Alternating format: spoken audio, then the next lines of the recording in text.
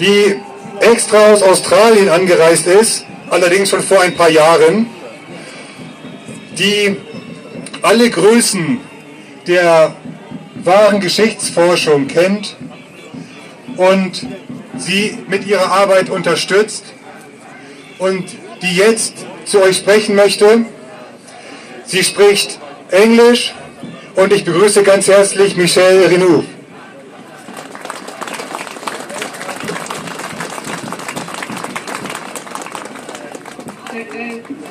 Kameraden, Ladies and Gentlemen of Germany. So, hallo liebe Damen und Herren aus Deutschland. I did not expect to speak. I expected only to come to support you. So I am impromptu to speak. Ich habe nicht damit gerechnet, vor euch zu sprechen. Ich hatte eigentlich nur vor, euch zu unterstützen, aber jetzt spreche ich zu euch. I would like to say that when I arrived, a German woman came to me and said, as an English person, you have no right to be here. Als ich eintraf, kam eine deutsche Frau zu mir und sagte, als eine englische Person haben Sie kein Recht, hier zu sein. Now I understand very much how she feels. Ich verstehe sehr gut, wie sie sich fühlt.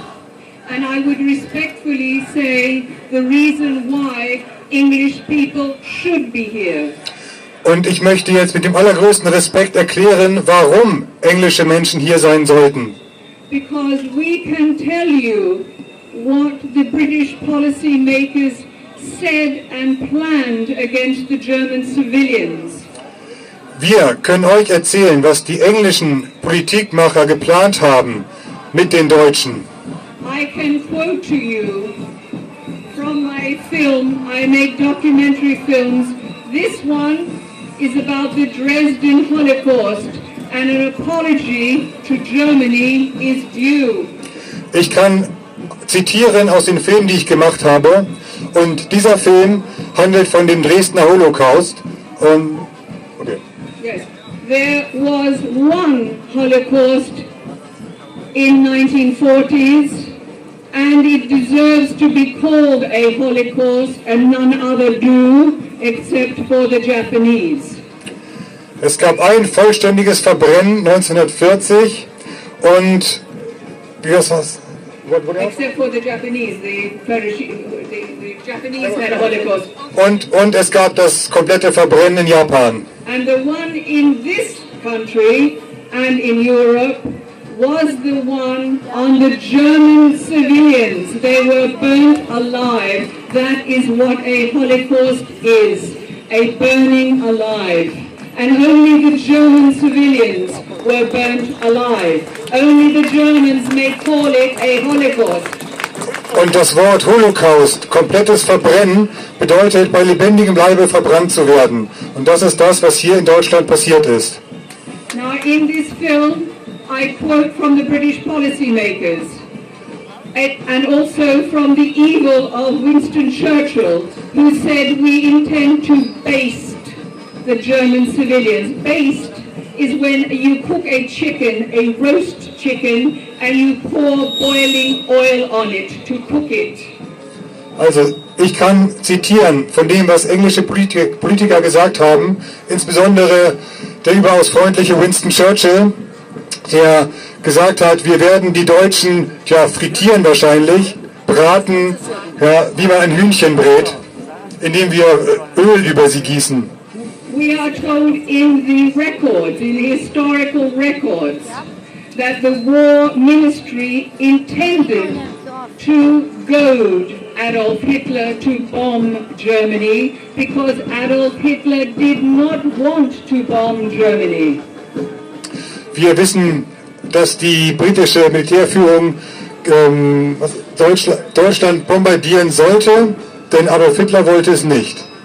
These are documented in our archive. It's a fact, not hearsay. It is a fact that is intended. Und das ist in den Archiven dokumentiert. Es ist ein Fakt. Es ist nicht Hörensagen oder irgendetwas anderes. Es ist ein Fakt.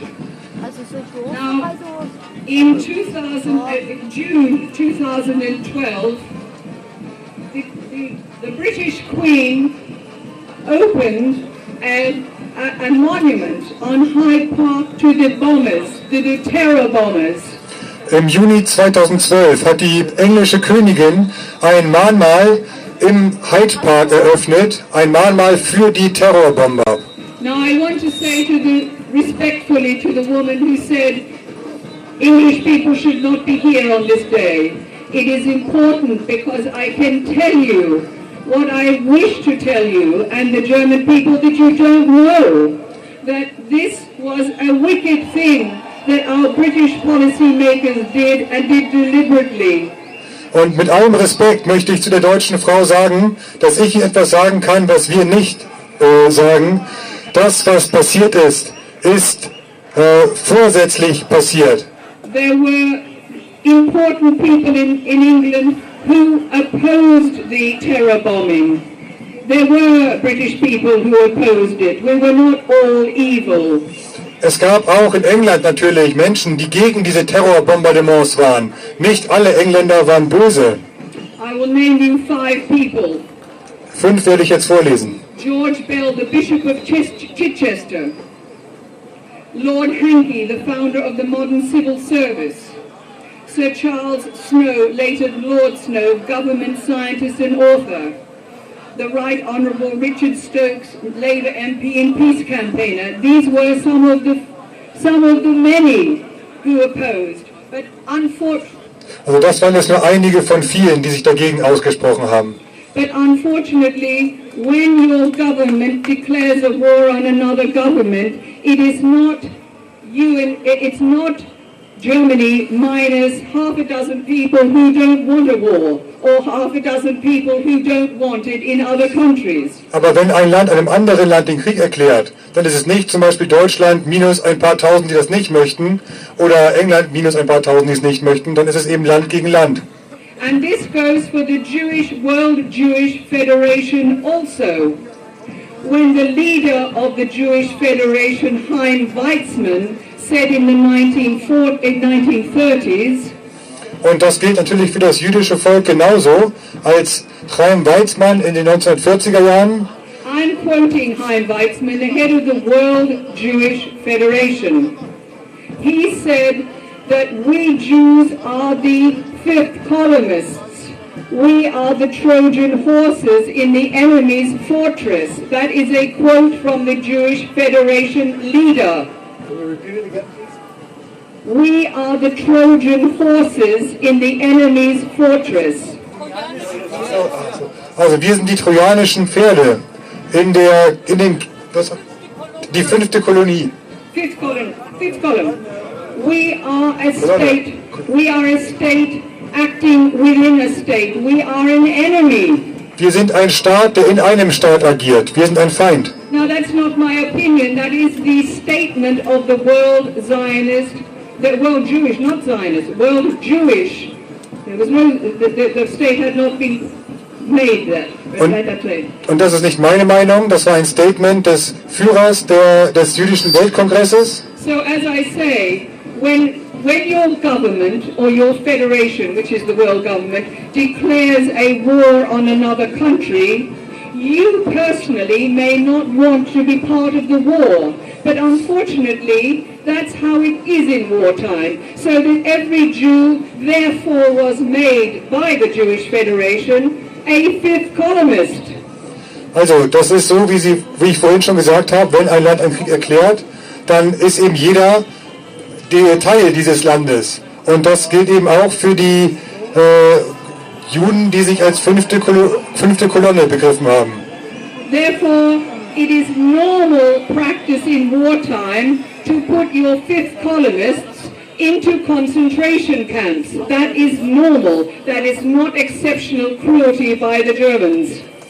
Und ich glaube, das darf ich jetzt gar nicht übersetzen, denn das würde vielleicht Schwierigkeiten ergeben, leider. Nee, das möchte ich nicht übersetzen.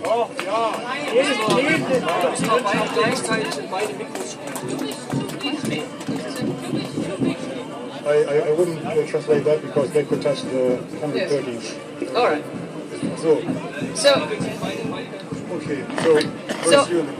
So I am aware, as you are, that we are in countries that do not have freedom of historical research.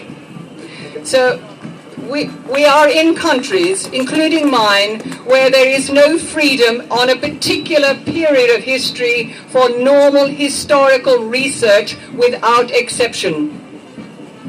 Ja, wir sind in einem Land, in dem es für einen bestimmten Bereich der Geschichte eben keine freie Forschung gibt, in der es, ja, wie man merkt, strafbewehrt ist, gewisse Dinge zu sagen.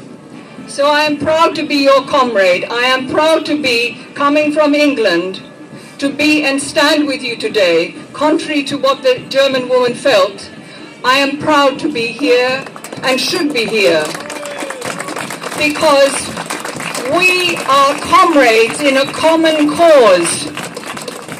Und ich bin stolz, ein Kamerad von euch zu sein, denn wir sind Kameraden in einem gemeinsamen Kampf, in einer gemeinsamen Sache. Do you see over the road here, across the cafe, on a wall, it says, "Good night, white pride." Do you see it? In big letters. An dem Bretterzaun da vorne, gegenüber der Straßenbahnhaltestelle, da steht in großen Buchstaben, "Good night, white pride." Gute Nacht, weißer Stolz. So it is not just Germany that our powers that should not be wish to destroy. It is all white people and their countries. Es geht also nicht nur um Deutsche, die von dieser gewissen Macht zerstört werden sollen, sondern es geht gegen alle weißen Länder. Believe me, German people, you need the rest of the white world to stand with you. And I certainly am one such small person. Glaubt mir, Deutsche, ihr braucht den Rest der weißen Welt im Kampf mit euch und ich bin so eine Person. Because this artificial mass migration of the third world, and some of them are innocent, some of them are, because we have had wars on these countries in Arabia, because one country wants the Nile to the Euphrates. A little difficult. Some of these refugees are refugees, but it does not help them to come to white countries. We must help them to go back and fight for their heritage and their own people. Einige der Flüchtlinge, die herkommen, sind tatsächlich Flüchtlinge. Aber es hilft ihnen nicht, wenn sie hierher kommen. Sie müssen zurück und dort für ihr eigenes Erbe kämpfen. Believe me, I am deeply sympathetic with the real refugees of Arabia and so on, because our wicked policymakers are still aiming at civilians like they did in Dresden in 1945.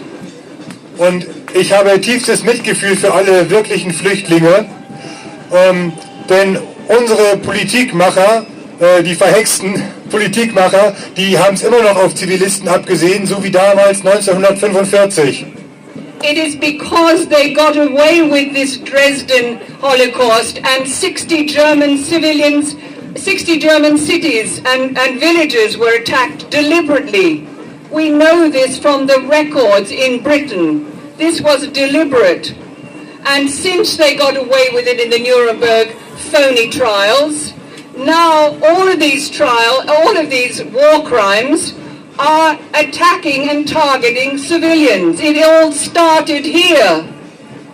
So, und alles begann hier, nur weil sie davongekommen sind mit ihrem Krieg gegen Zivilisten, ja, und nicht verurteilt wurden in dem Kriegsverbrecherprozess in Nürnberg.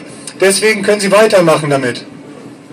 But whatever brings the foreigners to this country and to all of our white countries, and it is only to white countries, we must help them in some way or other to go back to their heritage, to be proud of their heritage and their race.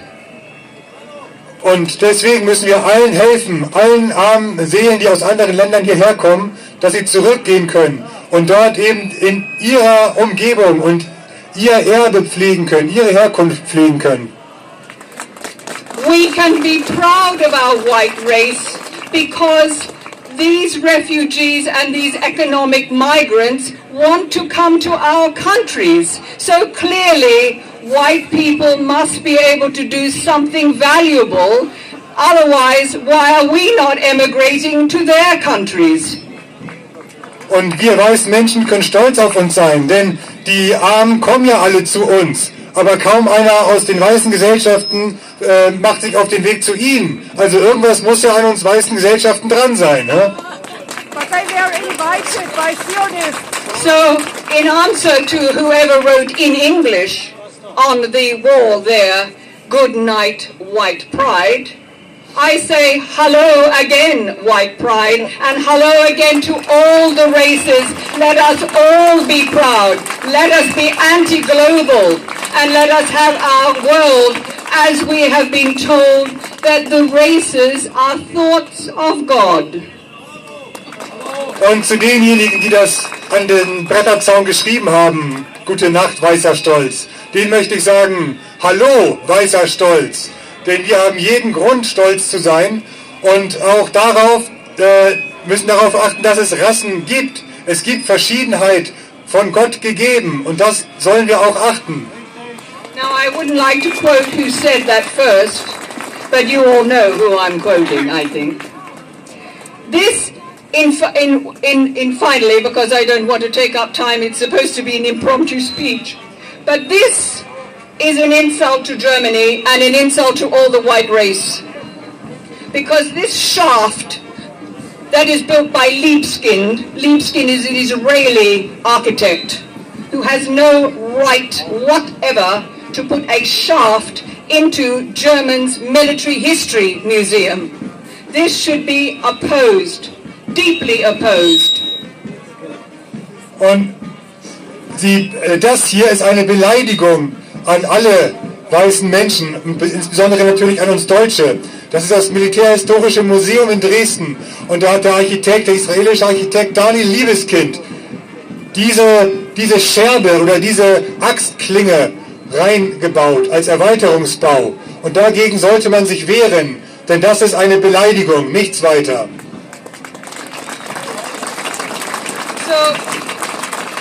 I would just like to quote to you, in coming back to the Dresden situation, that when Her Majesty the Queen opened this tribute to the terror bombers of Britain, I would like to read to you what some sensible people say in England about that. Und ich möchte jetzt einmal vorlesen, was einige vernünftige Menschen gesagt haben, als die Queen dieses Mahnmal für die Terrorbomber eröffnet hat. This is a quote from Professor Richard Overy, who is one of Britain's most distinguished military historians. Das ist ein Zitat von Richard Overy, einer der bedeutendsten Militärhistorikern. Yes.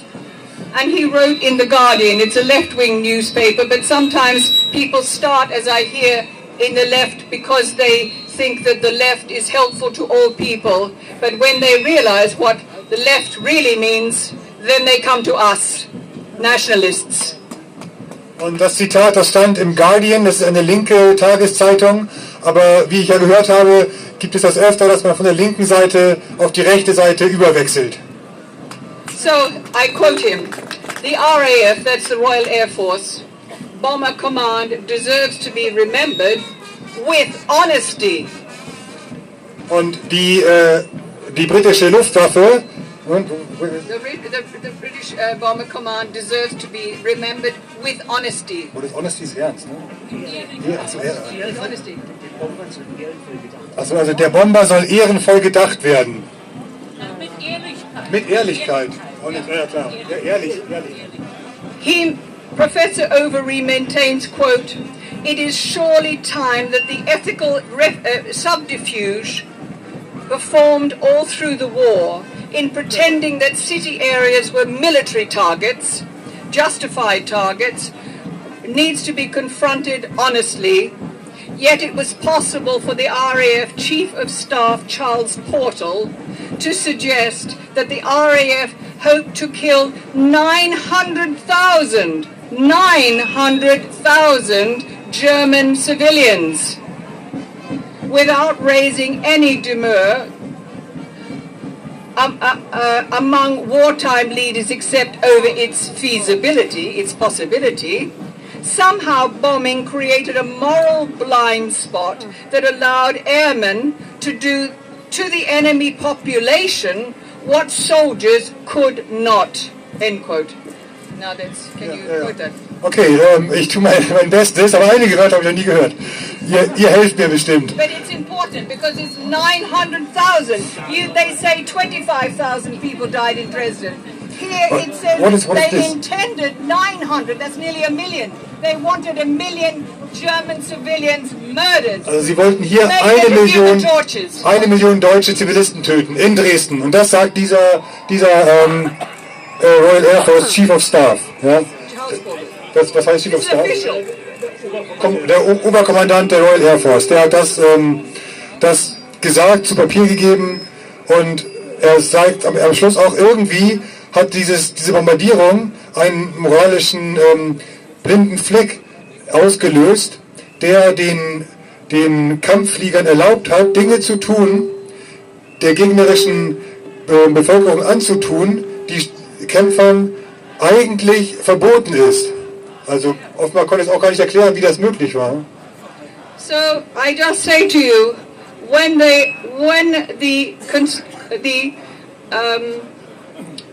the historians want to say that only 25,000 were made into human tortures in this city by our wicked British policymakers, they actually aimed for 900,000. That's nearly 1 million. That's what they wanted. They didn't get as many, but they got probably 500,000. But in any case, they aimed for that. And ever since, they have used the success of getting away with what happened here to get away with all of the wars ever since. And that's why we have all of these refugees. So, und auch wenn die offizielle Zahl von 25.000 menschlichen Fackeln spricht, so ist doch klar hiermit, dass die Absicht bestand, nahezu 1 Million in Fackeln zu verwandeln. Auch wenn das nicht ganz geklappt hat, aber 500.000 werden sicherlich gewesen sein. Und seitdem überziehen diese verhexten Politiker die Welt mit Terror und mit Mord und besonders die Zivilbevölkerung. So finally, I would say to the people who are the Antifa behind us, which at least we must say that President Trump has done one sensible thing. He has said the Antifa are terrorists. That is something good. Schließlich möchte ich noch eine Sache sagen zu der Antifa, die hier hinten rumtobt. Eine gute Sache, die Präsident Trump aus den USA gemacht hat, ist, er hat die Antifa als terroristische Organisation eingestuft. Und das ist richtig so. Yes. So I would say to the Antifa who are trying to drown us out behind, but are not succeeding, that we are great in the world. Don't think that we are a small number. We may be a relatively small number here today, but believe me, we don't know each other around the world. We are vast, and when we stand up, we will be heard, and we will be heard above the vulgar sound of the Antifa who want to drown up real historical source criticism without restriction, and then we have international justice. And I stand firmly with you for that. It's long, I'm sorry. What did it start with? What did it start with? Oh, the Antifa, ja. we are great number. Also, wir zu der Antifa. Wir sind eine riesengroße Zahl, und auch wenn die Zahl hier heute vielleicht noch überschaubar ist, gibt es doch noch eine große, große Menge, die auch eines Tages sich erheben wird. Und, was it a threat? Über die ganze Welt vor allen Dingen, richtig. Und ich mag hinzufügen, ich glaube, der Prozess, der hat begonnen. Ne? I'm sorry I make it so difficult to speak too long. But I simply want to say to you that don't despair. Don't despair because we are few. We are not few. our enemy, our powers that should not be, and we know who they are, everybody, not just here, everybody in the world knows who they are because they know who they may not criticize. So be aware that everyone knows who I am referring to, including the police, including everybody. Little children know too. So they have the means to know all of us. We don't have the means very easily to know each other. But believe me, we are vast in the world, and we will triumph because source criticism will triumph, because we know truth will triumph. I stand with the Germans last century and this century. Ja, also, Sie werden keine Chance haben. Und auch die wir jetzt nicht ansprechen dürfen, aber von denen alle wissen, wer gemeint ist. Ja, ich weiß gar nicht, was du zu denen gesagt hast, but ich glaube, wir werden am Ende siegen und deswegen, glaube ich, sollten die sich warm anziehen. So oder so ähnlich. Ja? Achso, die Wahrheit wird siegen, das war's, genau, Dankeschön. Die Wahrheit wird siegen am Ende. Okay, danke. Thank you very much. Thank you for being here.